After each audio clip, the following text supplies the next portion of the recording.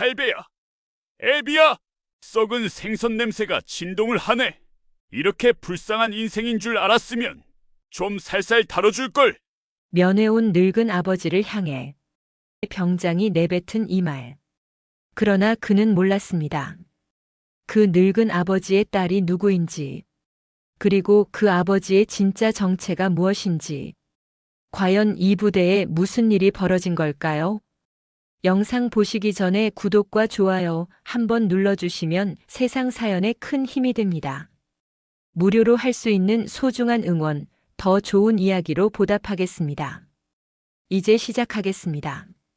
강원도 고성군에 위치한 육군 제22보병사단 율곡부대 예하 제55연대 3대대 본부. 이른 아침부터 해무가 짙게 깔린 동해안 도로를 따라 낡은 봉고 트럭 한 대가 천천히 달리고 있었다. 운전대를 잡은 강철수는 이른을 바라보는 나이였지만 여전히 단단한 체격을 유지하고 있었다. 다만 평생 속초 앞바다에서 오징어를 잡으며 살아온 탓에 거친 바닷바람에 그을린 피부와 구분 등은 영락없는 촌노의 모습이었다. 그는 새벽 4시에 일어나 항구에서 그물을 정리하고 서둘러 길을 나섰다. 늦둥이 아들 강민호 일병을 보기 위해서였다. 민호는 그의 48살에 얻은 아들이었다. 아내가 세상을 떠난 뒤 혼자 키운 자식이었고 강철수에게는 세상에 단 하나뿐인 혈육이었다. 민호가 입대한 지 이제 석 달이 되었다. 처음 2달은 편지도 잘 오고 전화통화도 밝았다. 하지만 최근 한 달 사이 민호의 목소리는 점점 어두워졌다. 지난주 통화에서는 대놓고 우는 소리까지 들렸다. 아버지, 저 괜찮아요. 그냥 훈련이 힘들어서 그래요. 민호는 그렇게 말했지만 강철수는 알 수 있었다. 아들의 목소리에 섞인 두려움과 절망을. 그래서 오늘 면회를 신청했고 새벽부터 부대를 향해 달려온 것이었다. 부대 정문 앞에 도착한 것은 오전 9시였다. 위병소 앞에 트럭을 세우자 완전 군장을 착용한 보초병이 다가왔다. 면회 신청하셨습니까? 예, 3대대 본부중대 강민호 일병 아버지입니다. 강철수는 준비해온 신분증과 면회 신청서를 내밀었다. 보초병은 서류를 확인한 뒤 위병소로 들어가 전화를 걸었다. 잠시 후 보초병이 나와 말했다. 본부중대에서 곧 데리러 온다고 합니다. 저쪽 대기실에서 기다려 주십시오. 강철수는 위병소 옆 작은 대기실로 들어갔다. 낡은 의자에 앉아 기다리는 동안 그의 가슴은 불안으로 가득 찼다. 민호의 마지막 통화 목소리가 자꾸만 귓가에 맴돌았다. 30분쯤 지났을까? 대기실 문이 열리며 한 병사가 들어왔다. 강민호 일병 보호자이십니까? 그렇습니다. 저를 따라오시면 됩니다. 면회실까지 안내해 드리겠습니다. 강철수는 병사를 따라 부대 안으로 들어갔다. 넓은 연병장 옆으로 난 길을 따라 걸어가는 동안 훈련받는 병사들의 구령 소리가 들려왔다. 강철수는 그 소리를 들으며 자신의 젊은 시절을 떠올렸다. 자신도 한때 이런 부대에서 훈련을 받았었다. 하지만 그가 몸담았던 곳은 일반 육군이 아니라 해군 특수부대였다. 그 기억은 이제 아무도 모르는 비밀이 되어버렸지만 면회실은 본부중대 건물 1층에 있었다. 안내병이 문을 열어주며 말했다. 안으로 들어가서 기다리시면 곧 강민호 일병이 올 것입니다. 강철수는 면회실 안으로 들어갔다. 좁은 공간에 테이블 하나와 의자 4개가 놓여 있었다. 그는 한쪽에 앉아 문을 바라보며 아들을 기다렸다. 5분쯤 지났을까? 복도에서 발소리가 들리더니 문이 열렸다. 그리고 강철수는 그 순간 자신의 눈을 의심했다. 문을 열고 들어온 아들 강민호의 모습은 처참했다. 아들의 입술은 터져 있었고 왼쪽 눈 주변은 노랗게 멍이 들어 있었다. 군복 소매 밖으로 드러난 손목에는 시퍼런 멍자국이 선명했다.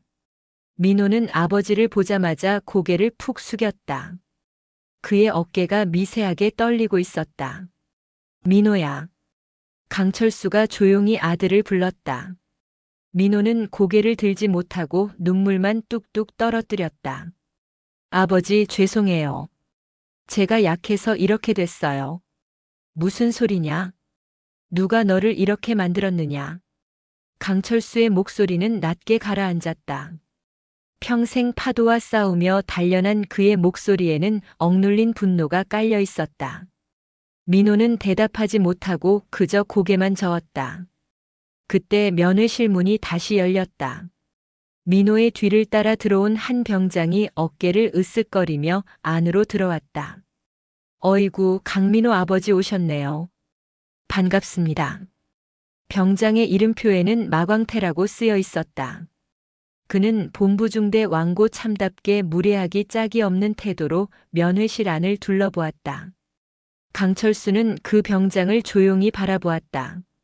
마 병장은 강철수 앞으로 다가오더니 코를 벌름거렸다. 에이, 무슨 냄새가 이렇게 고약해. 강민호, 너네 아버지 직업이 뭐래? 민호는 떨리는 목소리로 대답했다. 어부입니다. 아, 어부? 그래서 이렇게 비린내가 진동을 하는구만. 마 병장은 노골적으로 코를 막으며 강철수의 낡은 점퍼를 훑어보았다. 강철수의 옷에서는 오랜 세월 바다에서 일한 사람 특유의 냄새가 났다. 생선 비늘과 소금기, 그리고 오징어 먹물이 밴 냄새. 가난한 어부의 냄새였다. 마 병장은 비웃듯 말을 이었다. 야, 강민호, 너네 아버지는 무슨 썩은 생선 냄새가 이렇게 진동을 하냐? 이러니까 내가 부대에서 고문관 소리를 듣는 거야. 아버지가 이 모양이니까 아들도 이 모양이지. 마 병장의 말에 민호는 더욱 몸을 움츠렸다. 하지만 마 병장은 멈추지 않았다. 그는 민호의 어깨를 거칠게 잡고 흔들었다. 그러게 내가 뭐라고 했어. 내가 잘하면 되는 거라고. 근데 넌 맨날 실수만 하잖아. 어제 탄약고 청소할 때도 물 쏟아서 내가 얼마나 혼났는데. 마 병장은 민호의 어깨를 밀쳤다. 민호는 비틀거리며 뒤로 물러났다. 강철수는 그 광경을 지켜보며 주먹을 불끈 쥐었다. 그의 눈빛이 순간 날카롭게 변했다. 하지만 그는 아무 말도 하지 않았다. 마 병장은 마치 자신이 면회실의 주인인 양 의자에 앉으며 말했다. 아버지, 민호가 요즘 적응을 잘 못해서 제가 좀 특별 관리 중입니다. 걱정 마세요. 제가 잘 가르칠 테니까. 특별 관리. 그 말의 의미를 강철수는 너무나 잘 알고 있었다. 군대에서 특별 관리는 곧 가혹행위를 뜻하는 은어였다. 마 병장은 면회 시간 내내 자리를 뜨지 않았다. 그는 강철수와 민호의 대화를 감시하듯 지켜보았고 민호가 무슨 말을 하려고 하면 눈을 부라리며 제지했다. 결국 30분의 면회 시간 동안 강철수는 아들과 제대로 된 대화 한마디 나누지 못했다. 면회 시간이 끝나자 마 병장이 자리에서 일어나며 말했다. 자, 이제 시간 됐습니다. 민호야, 인사드려. 민호는 아버지에게 고개를 숙여 인사했다. 강철수는 아들의 손을 꽉 잡으며 조용히 말했다. 민호야, 괜찮다. 아버지가 다 해결해 줄 테니까. 하지만 민호는 고개를 저었다. 아버지, 괜찮아요. 제가 잘할게요. 걱정 마세요. 민호의 목소리에는 체념이 배어 있었다. 마 병장이 민호의 팔을 잡아당겼다. 자, 가자. 오후에 훈련 있어. 민호는 뒤돌아보며 아버지를 바라봤다. 그의 눈에는 무언가 말하고 싶지만 하지 못하는 절망이 가득했다. 면회실 문이 닫히고 강철수는 혼자 남았다. 그는 한동안 그 자리에 앉아 있었다. 그의 손은 떨리고 있었고 눈빛은 얼음처럼 차갑게 식어갔다. 강철수는 천천히 자리에서 일어났다. 그는 면회실을 나와 복도를 걸었다. 건물을 빠져나와 연병장을 지나 주차장으로 향했다. 그의 걸음걸이는 느렸지만 그 안에는 무언가 결연한 의지가 담겨 있었다. 트럭에 올라탄 강철수는 시동을 걸지 않고 잠시 멈춰 있었다. 그는 떨리는 손으로 주머니에서 낡은 휴대전화를 꺼냈다. 그 휴대전화에는 단축번호가 단 3개만 저장되어 있었다. 1번은 딸 강지원, 2번은 아들 강민호, 3번은 오랜 전우였다. 강철수는 1번을 눌렀다. 신호음이 2번 울렸다. 그리고 전화기 너머에서 차분하면서도 강인한 여성의 목소리가 들려왔다. 아버지. 지원아, 나다. 네, 아버지. 무슨 일이세요? 강철수는 잠시 침묵했다. 그는 평생 자식들에게 도움을 청한 적이 없었다. 스스로 모든 것을 해결하며 살아왔다. 하지만 오늘만큼은 달랐다. 그는 낮고 무거운 목소리로 말했다. 민호가 부대에서 고생하고 있다. 왕고참한테 맞고 있어. 전화기 넘어가 순간 고요해졌다.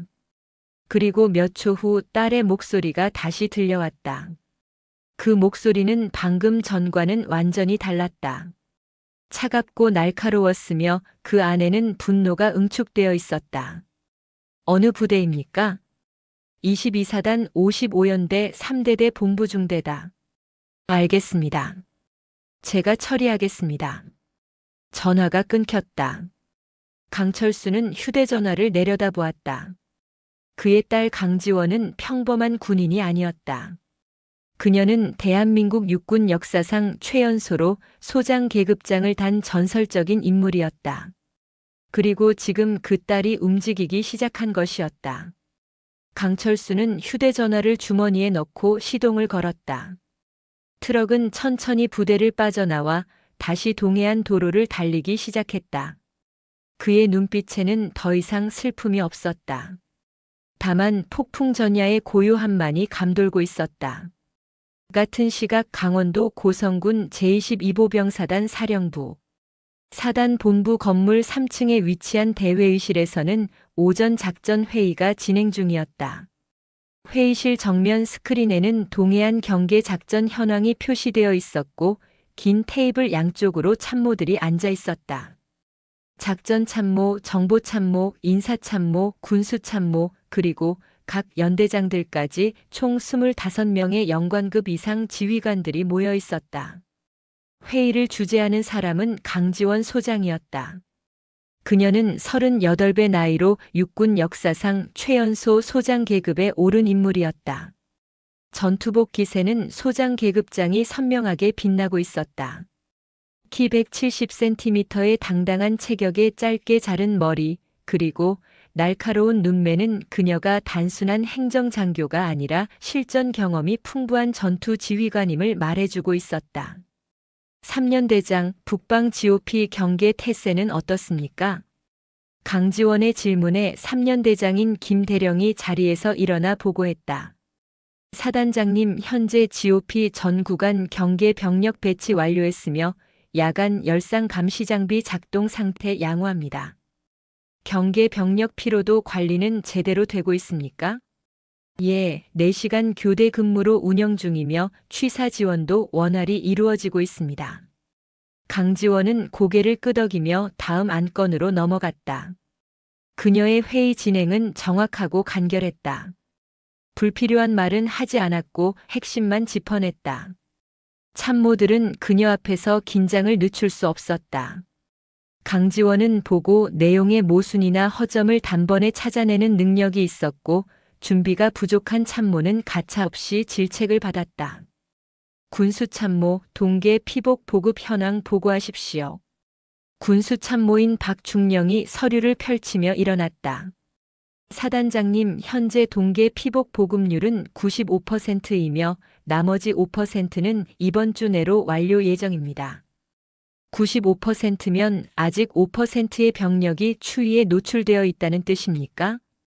예, 그러나 조만간. 조만간이 아니라 오늘 중으로 완료하십시오. 영하 10도 날씨에 병사들을 내보낼 수 없습니다. 알겠습니다. 박중령은 식은땀을 흘리며 자리에 앉았다. 회의실의 분위기는 팽팽했다. 강지원 사단장은 부임한 지 6개월밖에 되지 않았지만 이미 사단 전체를 완전히 장악하고 있었다. 그녀가 부임하기 전 22사단은 동해안 경계 부대 중에서도 다소 느슨한 편이었다. 하지만 그녀가 오고 나서 모든 것이 바뀌었다. 강지원은 대한민국 육군 특수전 사령부 예하 707 특수임무단 출신이었다. 707 부대는 대테러 작전을 수행하는 최정예 부대로 전국에서 선발된 최고의 전사들만 모인 곳이었다. 그녀는 그곳에서 15년을 복무하며 수많은 작전을 지휘했다. 해외 파병 임무, 국내 대테러 작전, 인질 구출 작전까지 그녀가 참여하지 않은 중요 작전이 없었다. 707 부대 내에서 그녀의 별명은 발키리였다. 북유럽 신화에 나오는 전쟁의 여신. 적들은 그녀를 두려워했고 동료들은 그녀를 신뢰했다. 그녀는 작전 중 단 한 명의 대원도 잃지 않는 것으로 유명했다. 완벽한 계획과 냉철한 판단, 그리고 필요할 때는 직접 총을 들고 최전방에 나서는 용기. 그것이 강지원이라는 지휘관의 특징이었다. 다음 안건은 병영문화 개선입니다. 인사참모 보고하십시오. 인사참모인 이중령이 일어나 보고를 시작했다. 사단장님, 지난달 병영문화 실태 조사 결과 전반적으로 양호한 것으로 나타났습니다. 다만 일부 부대에서 고참병들의 언어 폭력 사례가 보고되어 간부 교육을 실시했습니다. 일부 부대라는 것이 어디입니까? 55연대 3대대와 56연대 1대대입니다. 강지원의 눈빛이 날카로워졌다. 55연대 3대대는 지난달에도 문제가 있었던 부대 아닙니까? 예, 그렇습니다. 대대장에게 주의를 주었습니다. 주의만 주면 해결됩니까? 감찰 들어가십시오. 이번 주 내로 55연대 3대대 전수조사 실시합니다. 알겠습니다. 회의가 계속 진행되었다. 강지원은 각 부대의 훈련 상황, 장비 관리 상태, 병력 건강 상태까지 꼼꼼히 점검했다. 그녀에게 사단 소속 병사 10,000명 한 명 한 명은 모두 소중한 부하였다. 그녀는 병사들이 안전하고 공정한 환경에서 복무할 수 있도록 만드는 것을 최우선 과제로 삼고 있었다. 회의가 1시간째 진행되고 있을 때였다. 강지원의 전투복 주머니에서 휴대전화 진동 소리가 울렸다. 그녀는 평소에 회의 중에는 절대 전화를 받지 않았다. 하지만 이번에는 달랐다. 전화를 확인한 그녀의 표정이 순간 굳어졌다. 발신자는 아버지였다. 아버지 강철수는 평생 그녀에게 먼저 전화를 건 적이 거의 없었다. 급한 일이 아니면 전화하지 않는 사람이었다. 강지원은 자리에서 일어났다. 잠깐 실례하겠습니다. 그녀는 회의실을 나와 복도로 나갔다. 문을 닫고 전화를 받았다. 아버지. 지원아, 나다. 아버지의 목소리는 평소와 달랐다. 낮고 무거웠으며 그 안에는 억눌린 분노가 섞여 있었다. 강지원은 즉시 무언가 심각한 일이 일어났음을 직감했다. 네, 아버지. 무슨 일이세요? 민호가 부대에서 고생하고 있다. 왕고참한테 맞고 있어. 그 한마디에 강지원의 세상이 정지했다. 동생 민호. 그녀보다 20살 어린 남동생. 그녀가 평생 지켜야 할 가족. 그 아이가 지금 부대에서 폭력을 당하고 있다는 것이었다. 어느 부대입니까? 강지원의 목소리는 차갑게 식어버렸다. 707 시절 작전을 앞두고 나타나던 그 목소리였다. 22사단 55연대 3대대 본부중대다. 강지원은 눈을 감았다. 55연대 3대대. 방금 전 회의에서 문제가 있다고 보고받은 바로 그 부대였다. 그녀의 사단 소속 부대에서 그것도 그녀의 동생이 폭력을 당하고 있었던 것이었다. 알겠습니다. 제가 처리하겠습니다. 강지원은 전화를 끊고 회의실로 돌아갔다. 문을 열고 들어서는 순간 회의실 안의 공기가 순식간에 얼어붙었다. 참모들은 사단장의 표정을 보고 본능적으로 긴장했다. 강지원의 얼굴은 빙하처럼 차갑게 굳어 있었고 눈빛에는 냉기가 서려 있었다. 강지원은 단상으로 걸어가며 말했다. 회의는 여기까지 하겠습니다. 작전참모와 인사참모, 감찰참모, 법무참모는 남아주십시오. 나머지 분들은 복귀하시기 바랍니다. 참모들은 서둘러 회의실을 빠져나갔다. 회의실에는 4명의 참모만 남았다. 강지원은 그들을 바라보며 말했다. 헌병대에 연락하십시오. 특수임무대 SDT 전원 출동 준비시키고 감찰팀과 법무팀도 동행 준비하십시오. 작전 참모가 조심스럽게 물었다. 사단장님 무슨 일입니까? 55연대 3대대에서 중대한 병영 사고가 발생했습니다. 지금부터 긴급 감찰에 들어갑니다. 어떤 사고입니까? 가혹행위와 폭행입니다. 피해자는 본부중대 소속 강민호 일병입니다. 강지원은 동생의 이름을 말하면서도 목소리를 흔들리지 않게 유지했다. 하지만 그녀의 주먹은 단단히 쥐어져 있었다. 감찰 참모가 물었다. 사단장님 혹시 피해자가? 제 동생입니다. 회의실이 고요해졌다. 참모들은 서로의 얼굴을 바라보았다. 사단장의 동생이 사단 소속 부대에서 폭행을 당했다는 것은 단순한 병영 사고가 아니었다. 이것은 사단장의 지휘권에 대한 정면 도전이었고 군 기강의 근본을 흔드는 중대한 사건이었다. 강지원은 참모들을 바라보며 말했다. 지금부터 이 사건은 1급 기밀로 처리합니다. 외부 유출을 절대 금합니다.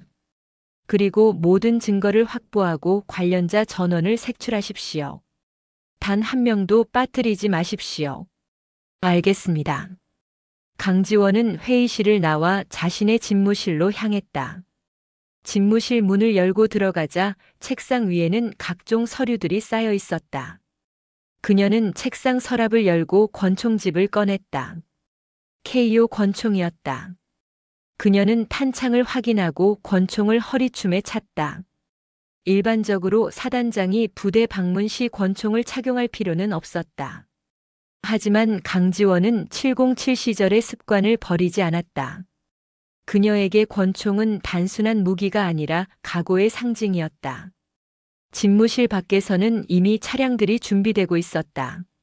사단장 전용 지휘 차량과 헌병대 SDT 차량 3대, 그리고 감찰팀과 법무팀이 탑승할 차량까지 총 6대의 차량이 사령부 앞에 대기하고 있었다. 검은색 전투복을 입은 SDT 대원들은 완전 무장을 하고 차량에 탑승했다. 각자 K2 소총과 방탄복, 헬멧, 그리고 진압 장비를 착용하고 있었다. 강지원은 집무실을 나와 차량으로 향했다. 부관이 차 문을 열어주었다. 그녀는 뒷좌석에 앉으며 운전병에게 말했다. 55연대 3대대로 갑니다. 최고 속도로. 알겠습니다. 차량 행렬이 사령부를 출발했다. 강지원은 차창 밖을 바라보며 생각에 잠겼다. 동생 민호의 얼굴이 떠올랐다. 어렸을 때 그녀 뒤를 졸졸 따라다니던 꼬마. 그녀가 군에 입대할 때 울먹이며 배웅하던 소년.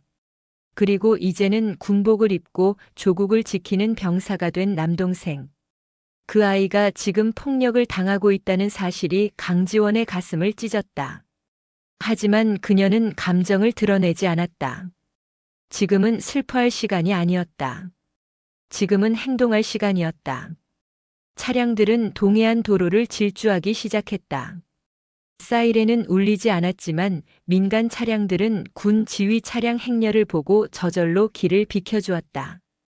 강지원은 주먹을 쥐었다. 707 시절 그녀를 두려워하던 적들이 그녀를 부르던 이름이 다시 떠올랐다. 발키리, 전장의 여신. 오늘 그 여신이 다시 깨어나는 날이었다. 55연대 3대대에서는 아직 자신들에게 어떤 폭풍이 몰려오고 있는지 알지 못하고 있었다. 하지만 곧 그들은 알게 될 것이었다.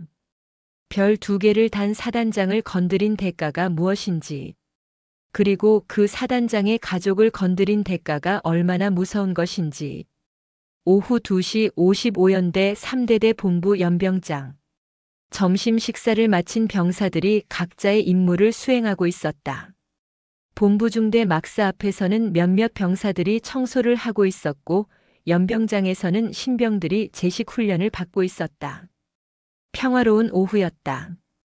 아무도 30분 후에 벌어질 일을 예상하지 못했다. 마광태 병장은 본부 중대 막사 내무실에서 다른 고참 병사들과 함께 담배를 피우고 있었다. 그는 이등병 시절부터 힘으로 부대를 지배해온 전형적인 악질 고참이었다. 입대한 지 20개월이 넘었고 이제 전역까지 4개월밖에 남지 않았다. 그는 자신의 권력이 영원할 것이라고 믿고 있었다. 야, 강민호 그 새끼 아직도 창고 정리 안 끝냈냐? 마 병장이 옆에 있던 상병에게 물었다. 상병은 고개를 저었다. 아직 안 끝난 것 같은데요. 그래서 맨날 혼나는 거야. 일도 제대로 못하면서. 마 병장은 비웃으며 담배 연기를 내뿜었다. 그는 오늘 아침 강민호의 면회를 방해한 것을 전혀 후회하지 않았다. 오히려 늙은 어부 앞에서 민호를 굴욕준 것이 통쾌하기까지 했다. 그는 강민호가 자신에게 절대 대들지 못할 것이라고 확신했다. 그리고 설령 신고를 한다 해도 본부 중대장인 최 대위가 자신을 보호해 줄 것이라고 믿었다. 그때였다. 멀리서 사이렌 소리가 들려왔다. 처음에는 희미했지만 점점 가까워지고 있었다. 마 병장은 담배를 입에 문 채 창밖을 내다봤다. 그리고 그는 자신의 눈을 의심했다. 대대 정문 쪽에서 검은색 군용 차량 6대가 맹렬한 속도로 들어오고 있었던 것이다. 뭐야 저거? 마 병장이 중얼거렸다. 차량들은 연병장 한가운데로 돌진했다. 급브레이크를 밟는 소리가 울려 퍼지고 차량들이 일렬로 멈춰 섰다. 그리고 차 문이 열리면서 검은색 전투복을 입은 대원들이 쏟아져 나왔다. 헌병대 특수임무대 SDT였다. 완전 무장을 한 대원들은 K2 소총을 들고 즉시 건물 주변을 포위하기 시작했다. 연병장에 있던 모든 병사들이 얼어붙었다.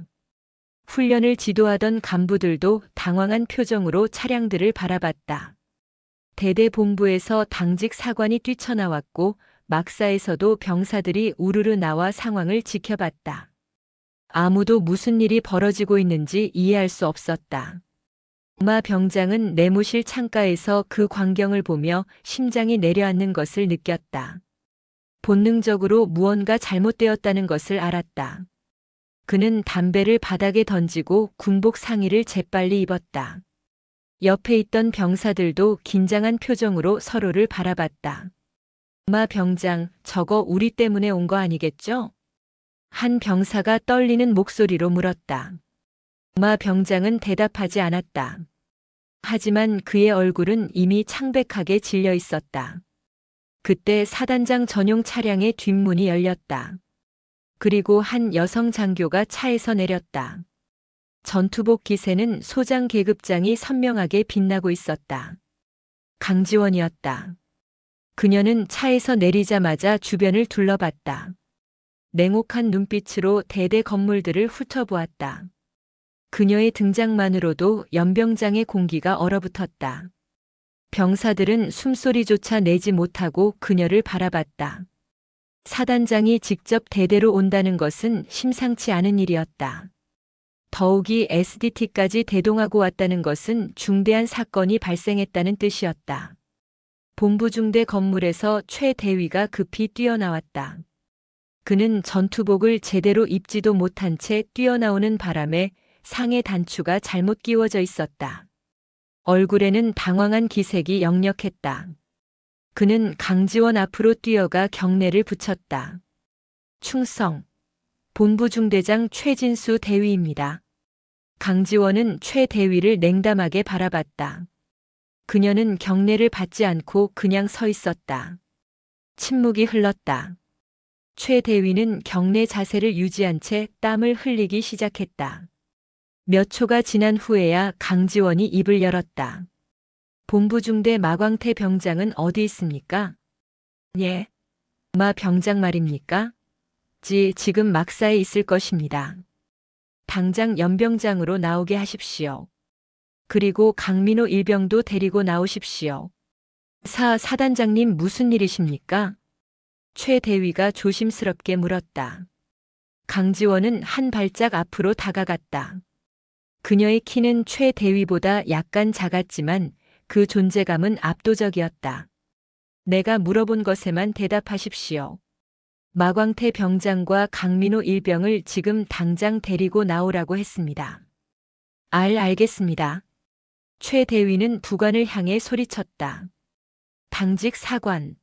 마광태 병장과 강민호 일병을 연병장으로 집합시켜. 당직 사관이 막사로 뛰어들어갔다. 잠시 후 마광태 병장이 다른 병사들과 함께 나왔다.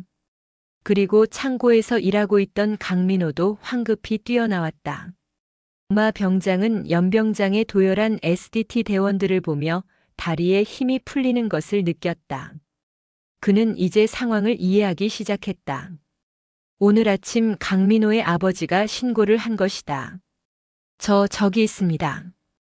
당직 사관이 마 병장과 민호를 가리켰다. 강지원은 천천히 그들에게 걸어갔다. 민호는 누나를 보자 눈이 커졌다. 그는 누나가 사단장이라는 것을 알고 있었지만 이렇게 직접 나타날 줄은 몰랐다.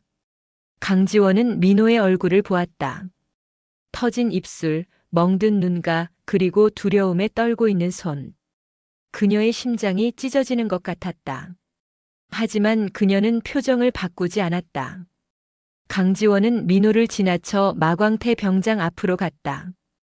마 병장은 차렷 자세를 취했지만 온몸이 떨리고 있었다. 강지원은 그의 눈을 똑바로 응시했다. 그 눈빛만으로도 마 병장은 숨이 막혔다. 이것은 그가 지금까지 만난 어떤 간부의 눈빛과도 달랐다. 이것은 생사의 경계를 넘나든 전사의 눈빛이었다. 이름이 뭡니까? 마광태입니다. 계급은? 병장입니다. 소속은?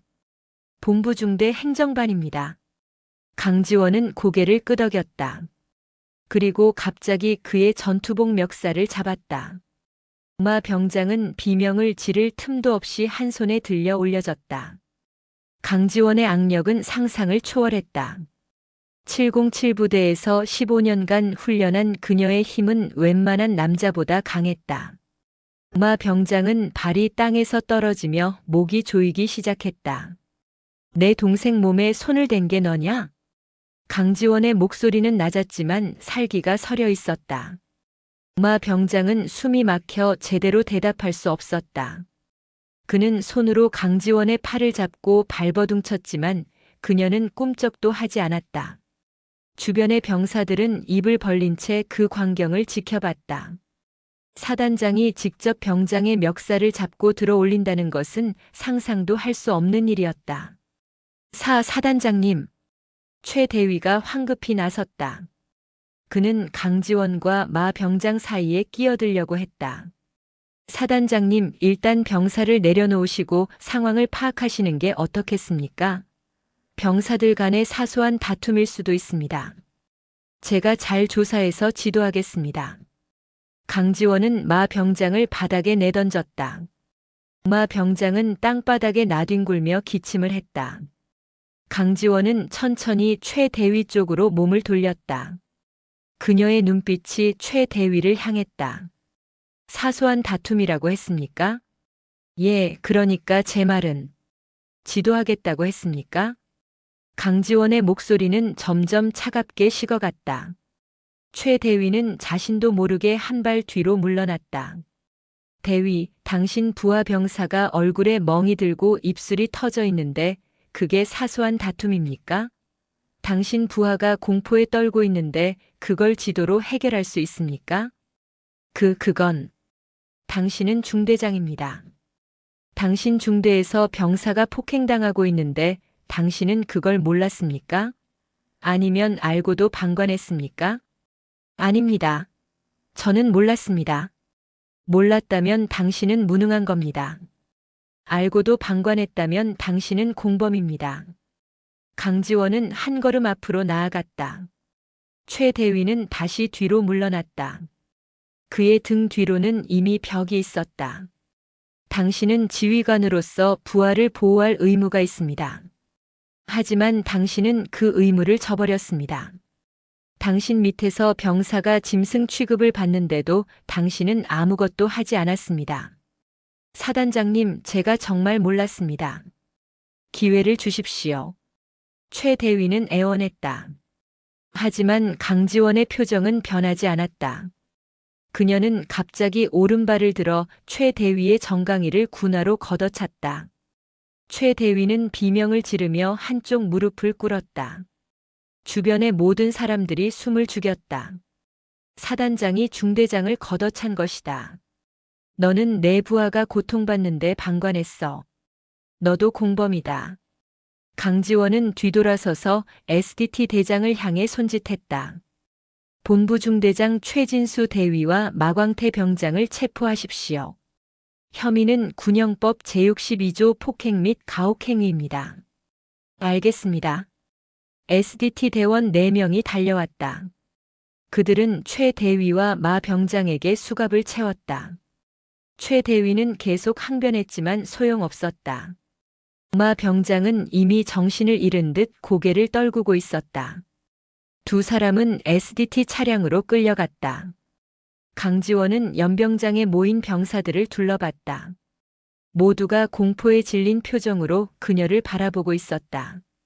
그녀는 큰 소리로 말했다. 나는 제22사단장 강지원 소장이다. 오늘부터 이 대대는 사단 직할 감찰 대상이 된다. 부당한 명령이나 폭력을 목격한 병사는 즉시 사단 감찰실로 신고하라. 신고자는 철저히 보호될 것이며 가해자는 반드시 처벌받을 것이다. 강지원의 목소리는 연병장 전체에 울려 퍼졌다. 병사들은 고개를 숙인 채 그녀의 말을 들었다.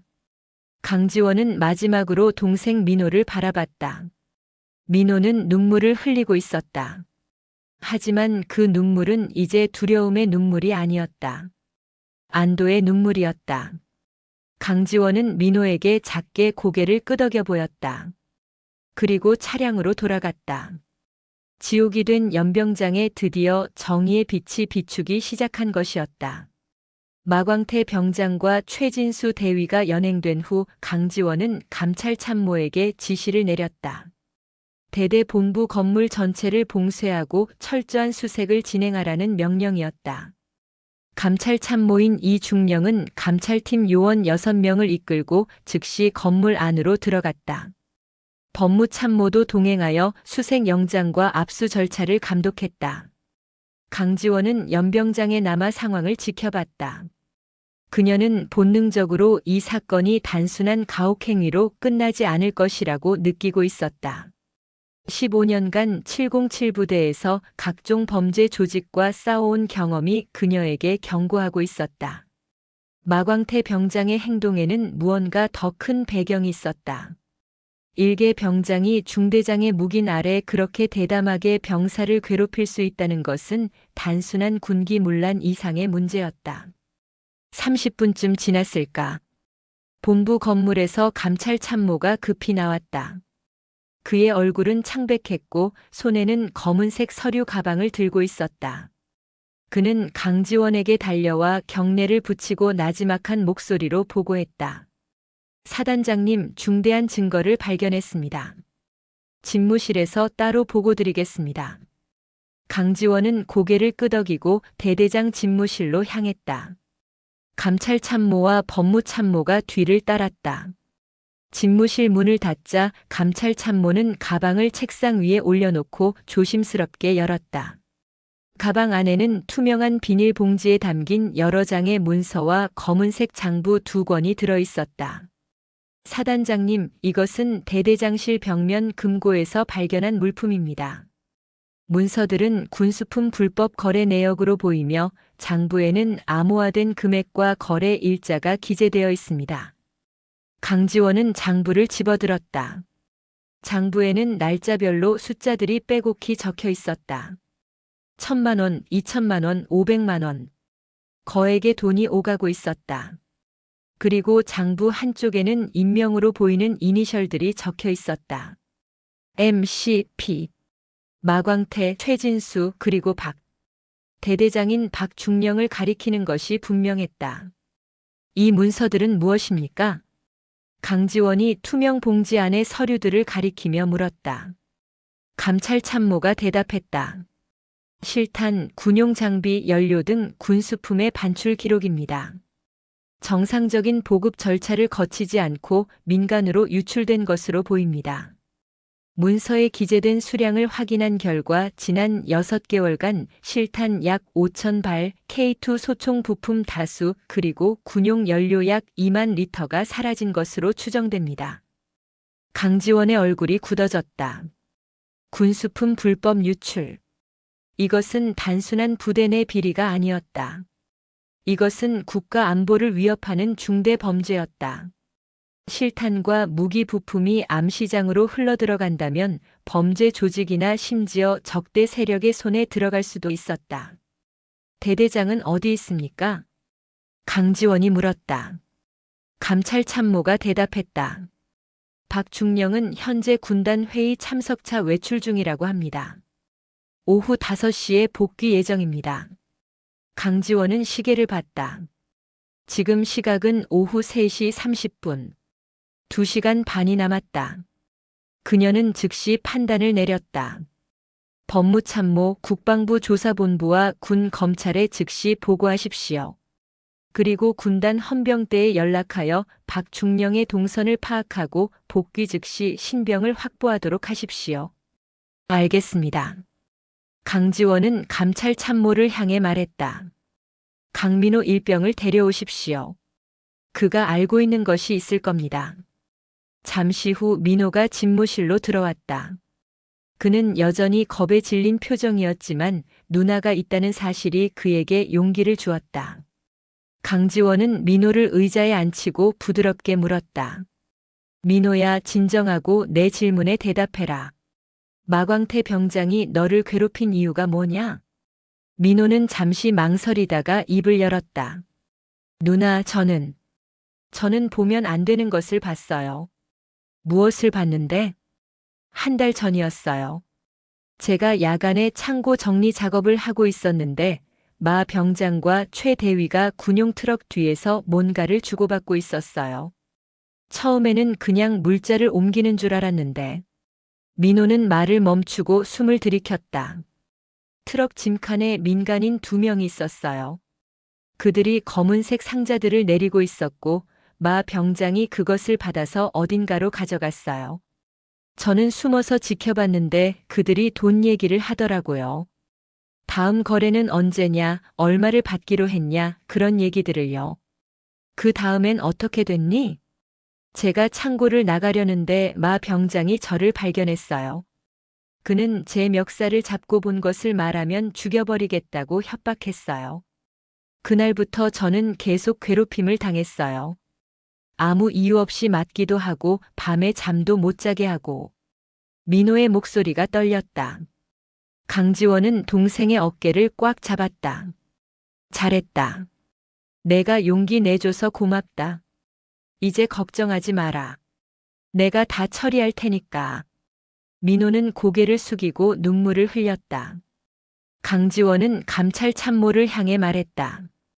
강민호 일병은 보호 조치하십시오. 그리고 대대 내 군용 차량 운행 기록을 전부 확보하십시오. 특히 야간 운행 기록을 집중적으로 조사하십시오. 알겠습니다. 오후 4시 30분. 감찰팀의 조사 결과가 속속 들어왔다. 지난 석 달간 본부중대 소속 군용 트럭이 정상적인 임무와 무관하게 야간에 여러 차례 외출했다는 기록이 발견되었다. 그리고 그 트럭의 운전병들을 조사한 결과 그들은 모두 마 병장의 지시로 특정 장소까지 차량을 운전했으며 그곳에서 민간인들과 접선했다고 증언했다. 운전병들은 무슨 일이 벌어지는지 정확히 알지 못했지만 이상한 낌새를 느끼고 있었다고 했다. 오후 5시. 대대 정문에 승용차 한 대가 들어왔다. 박중령의 관용차였다. 차가 대대장 집무실 앞에 멈춰 서자 박중령이 차에서 내렸다. 그는 40대 중반의 다부진 체격을 가진 남자였다. 전투복 기세는 무궁화 두 송이가 달려 있었다. 그는 연병장에 배치된 SDT 대원들을 보고 얼굴이 굳어졌다. 무슨 일이냐? 박중령이 당직 사관에게 물었다. 당직 사관은 긴장한 표정으로 대답했다. 사단장님께서 오셔서 감찰을 진행 중이십니다. 뭐? 사단장이? 박중령은 즉시 무언가 잘못되었음을 직감했다. 그는 휴대전화를 꺼내 최 대위에게 전화를 걸었지만 전화는 받지 않았다. 마 병장에게도 전화했지만 역시 받지 않았다. 그의 얼굴이 창백해졌다. 그는 주변을 둘러봤다. SDT 대원들이 자신을 주시하고 있었다. 박중령은 재빨리 판단을 내렸다. 그는 다시 차에 올라타며 운전병에게 소리쳤다. 출발해. 당장. 예. 대대장님. 출발하라고. 운전병은 당황했지만 시동을 걸었다. 차가 출발하려는 순간 강지원이 집무실에서 나왔다. 그녀는 도주하려는 관용차를 보고 즉시 무전기를 꺼냈다. 저격팀 목표 차량 타이어 무력화하라. 알겠습니다. 본부 건물 옥상에 배치되어 있던 SDT 저격수 2명이 즉시 조준에 들어갔다. 그들은 K14 저격 소총으로 박중령의 관용차 타이어를 조준했다. 첫 번째 총성이 울렸다. 앞바퀴 타이어가 터지며 차가 급정거했다. 두 번째 총성. 뒷바퀴까지 터졌다. 관용차는 연병장 한가운데서 멈춰섰다. SDT 대원들이 달려가 차를 포위했다. 박중령은 차 안에서 나오지 않고 버티고 있었다. 강지원이 직접 차로 걸어갔다. 그녀는 차 문을 열고 박중령을 바라봤다. 박중령, 차에서 내리십시오. 박중령은 눈을 감고 있었다. 그는 이미 모든 것이 끝났음을 알고 있었다. 그는 천천히 차에서 내렸다. SDT 대원들이 즉시 그에게 수갑을 채웠다. 혐의는 군형법 제58조 직권 남용, 군수품 관리법 위반, 그리고 군형법 제62조 가혹행위 방조입니다. 강지원의 목소리는 차갑고 단호했다. 박중령은 고개를 떨구고 아무 말도 하지 않았다. 그는 SDT 차량으로 끌려갔다.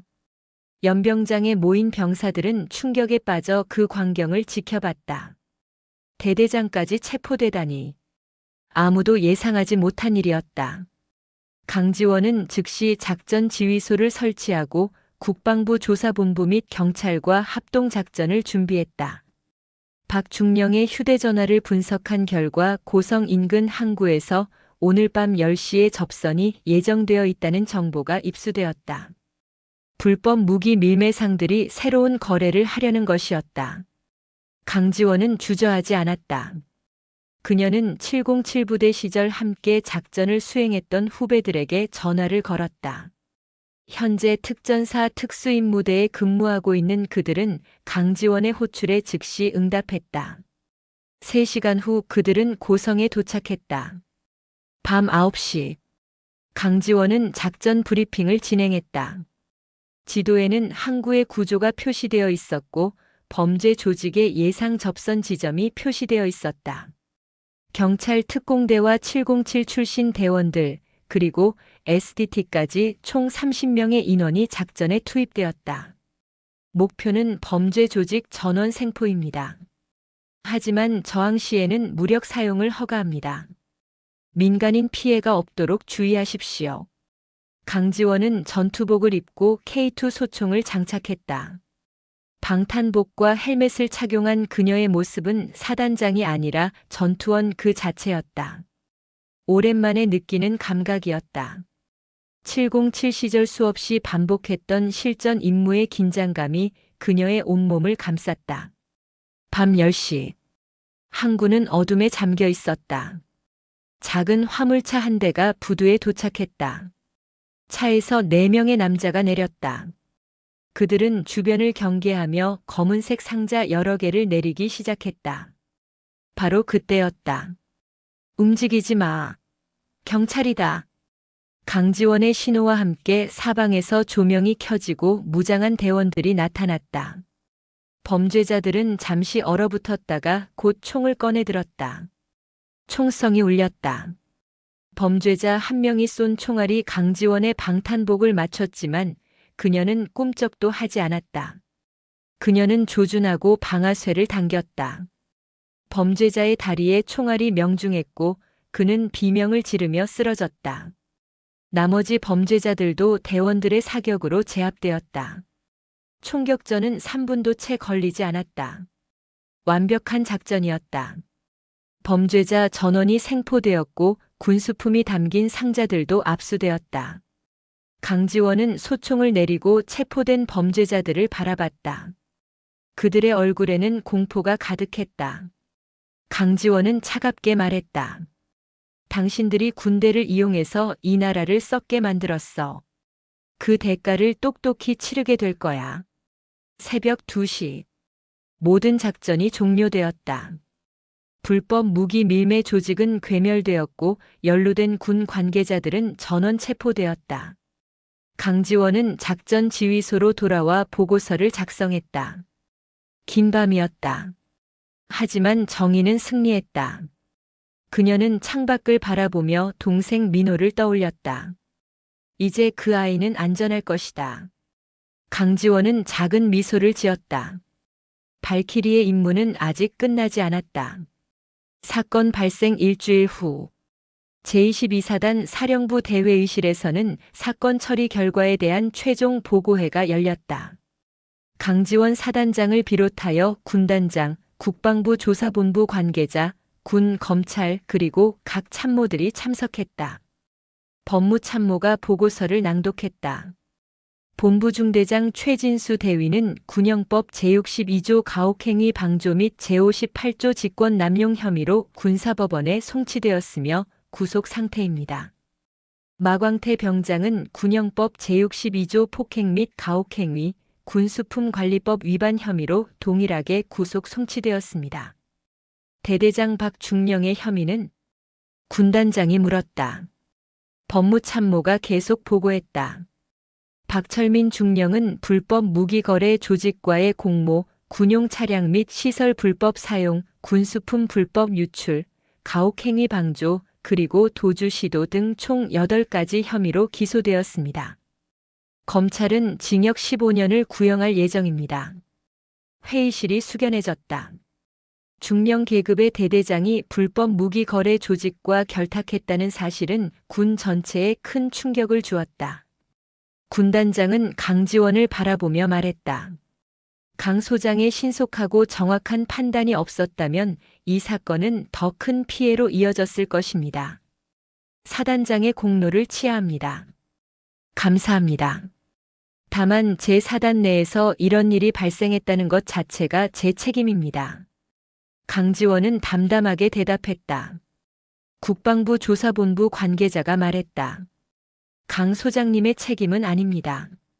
오히려 부임 6개월 만에 오랫동안 숨어있던 조직 범죄를 적발해낸 것은 탁월한 지휘 능력입니다. 이 사건을 계기로 전군 차원의 병역 문화 개선이 이루어질 것입니다. 회의가 끝난 후 강지원은 집무실로 돌아왔다. 책상 위에는 각종 서류들이 쌓여 있었지만 그녀의 머릿속은 다른 생각으로 가득했다. 동생 민호. 그 아이는 지금 어떻게 지내고 있을까? 사건 이후 민호는 다른 대대로 전속되어 새로운 환경에서 복무하고 있었다. 강지원은 직접적으로 연락할 수 없었지만 중대장을 통해 민호가 잘 적응하고 있다는 보고를 받았다. 그날 저녁 강지원은 아버지로부터 전화를 받았다. 지원아, 오늘 저녁 시간 있니? 예, 아버지. 민호도 외출 나온다. 같이 저녁이나 먹자. 알겠습니다. 어디서 만날까요? 속초 앞바다 쪽에 횟집 하나 있다. 내가 단골인 곳이야. 주소 보내줄게. 오후 6시. 강지원은 사복으로 갈아입고 승용차를 몰고 속초로 향했다. 동해안 도로를 따라 운전하는 동안 그녀는 지난 일주일을 되돌아봤다. 격렬했던 시간이었다. 하지만 동생을 구했다는 사실이 그녀에게 큰 위안이 되었다. 횟집에 도착하자 아버지 강철수가 이미 와 있었다. 그는 평소처럼 낡은 점퍼를 입고 있었다. 그 모습을 보자 강지원의 가슴이 뭉클했다. 아버지, 왔구나. 민호는 곧 올 거다. 들어가자. 그들은 횟집 2층 룸으로 들어갔다. 창밖으로는 속초 앞바다가 한눈에 보였다. 석양이 바다를 붉게 물들이고 있었다.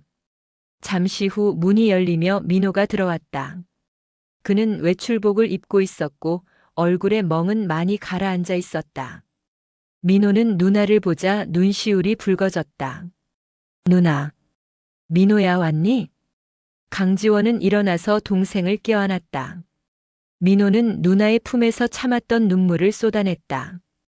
누나 고마워. 누나 아니었으면 나 정말 어떻게 됐을지 몰라. 괜찮아. 이제 다 끝났어. 넌 잘못한 게 하나도 없어. 강철수는 그 모습을 바라보며 조용히 소주잔을 따랐다. 가족이 함께 식탁에 앉았다. 회와 매운탕이 나왔고 강철수는 자식들에게 먹으라며 권했다. 한동안 말없이 식사가 이어졌다. 민호가 먼저 입을 열었다. 아버지, 누나 정말 대단해. 사단장님이 직접 오셔서 나를 구해주셨어. 엄마 병장이 누나 앞에서 완전히 쫄았다니까. 강철수는 씩 웃으며 딸을 바라봤다. 그래, 우리 딸이 대단하지. 아버지가 더 대단하시죠. 강지원이 말했다. 강철수는 고개를 저었다. 나는 그냥 늙은 어부야. 아버지. 강지원은 아버지의 눈을 똑바로 바라보며 말했다. 저는 압니다. 아버지가 어떤 분이신지. 민호가 고개를 갸웃거렸다. 누나, 무슨 말이야? 강지원은 잠시 침묵했다. 그리고 조심스럽게 말을 이었다. 사실 이번 사건이 정리된 후 국방부 장관님께서 저에게 직접 전화를 주셨어. 아버지께 안부를 전해달라고 하시더라. 강철수의 표정이 굳어졌다. 강지원은 계속 말했다. 장관님께서 말씀하시길 아버지는 과거 해군 특수전전단 UDT 소속이셨고 수많은 북파 공작 임무를 수행하신 전설적인 요원이셨다고 하시더군요. 보안상 기록을 삭제하고 민간인 신분으로 살아오셨다고. 민호는 입을 벌린 채 아버지를 바라봤다. 아버지, 그게 정말이에요? 강철수는 한동안 말이 없었다. 그는 소주잔을 들어 단숨에 비웠다. 그리고 천천히 입을 열었다. 옛날 일이다. 내가 25이었을 때 해군에 입대했어. 원래는 일반 수병으로 복무할 예정이었는데 체력 검사에서 특출난 성적을 보이는 바람에 UDT 선발에 추천됐지. 강철수는 창밖 바다를 바라보며 회상했다. UDT 훈련은 지옥이었어. 6개월간 매일 죽을 만큼 훈련했지. 수중 침투, 폭파, 암벽 등반, 낙하산 강화. 할 수 있는 건 다 배웠어. 그리고 졸업 후에는 서해 북방한계선 인근에서 북한 함정 감시 임무를 맡았지. 그런데 왜 기록을 삭제하신 거예요? 민호가 물었다. 강철수는 쓴웃음을 지었다. 내가 맡은 임무 중에는 극비 임무가 많았어. 북한 해안에 침투해서 정보를 수집하거나 중요 인물을 데리고 나오는 일. 그런 일들은 공식 기록에 남으면 안 돼. 그래서 내가 전역할 때 모든 기록을 1급 비밀로 분류하고 민간인 신분으로 살기로 한 거야. 그럼 아버지가 받으신 훈장들은요? 강지원이 물었다. 강철수는 고개를 끄덕였다. 화랑무 공훈장, 충무무 공훈장, 보국 훈장. 받긴 받았지. 하지만 전부 비공개 수훈이야. 증서는 국가기록원 비밀 금고에 보관되어 있어. 나한테 남은 건 이 바다와 배뿐이지. 강철수는 자신의 거친 손을 내려다봤다. 그 손에는 수십 년간 바다에서 일한 흔적이 가득했다. 밧줄에 쓸린 상처, 낚시 바늘에 찔린 자국, 햇볕에 그을린 피부. 하지만 강지원은 알고 있었다. 그 손이 한때 조국을 위해 총을 들고 적진에 침투했던 손이라는 것을. 그래서 마광태 병장이 그런 말을 했을 때 민호가 말을 꺼냈다. 강철수는 아들을 바라봤다. 썩은 냄새라고 했지. 맞아. 나한테서 생선 냄새가 나는 건 사실이야. 하지만 그게 뭐가 어때? 나는 이 냄새가 자랑스러워. 이 냄새는 내가 평생 정직하게 살아온 증거거든. 강지원은 아버지의 손을 꽉 잡았다. 아버지, 마 병장이 비웃었던 그 냄새는 사실 아버지께서 평생 나라를 위해 흘린 피와 땀의 냄새였어요. 아버지는 젊었을 때 바닷속에서 조국을 지키셨고, 이제는 이 바다 위에서 평화롭게 사시잖아요. 그게 얼마나 멋진 삶인데요. 강철수는 말없이 고개를 끄덕였다. 그의 눈가가 붉어졌다. 평생 감정을 드러내지 않고 살아온 노병이었지만 딸의 말에는 무너질 수밖에 없었다. 아버지. 강지원이 다시 말했다.